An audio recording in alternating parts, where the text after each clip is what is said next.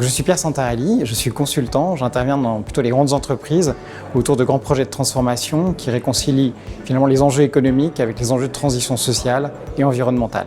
J'interviens sur la formation stratège de la transformation des organisations et sur le module création de valeur qui justement prend en considération ces nouveaux enjeux, qu'on passe un premier temps vraiment à expliquer ce que c'est que la valeur dans le fond, à évoquer les enjeux environnementaux et sociaux au-delà vraiment d'une activité économique.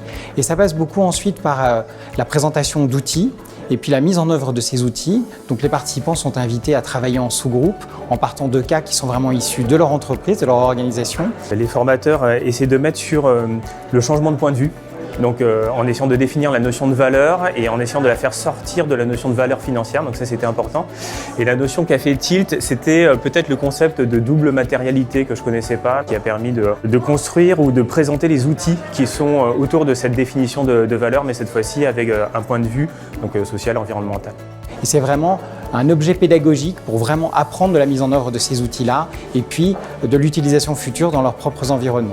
Alors aujourd'hui, c'est assez important pour ces participants de pouvoir se pencher sur la question de la création de valeur parce qu'on est dans un monde qui est très chahuté où finalement il est compliqué de réconcilier des activités économiques avec de nouveaux enjeux qui vraiment émergent sur la transition écologique. Ce qui est hyper intéressant dans ce module, c'est toutes les réflexions qui vont au-delà de la simple présentation de tout ce qui est démarche RSE, c'est-à-dire quelles méthodes on met derrière, quels outils on a derrière. Et je pense que ce sera très intéressant.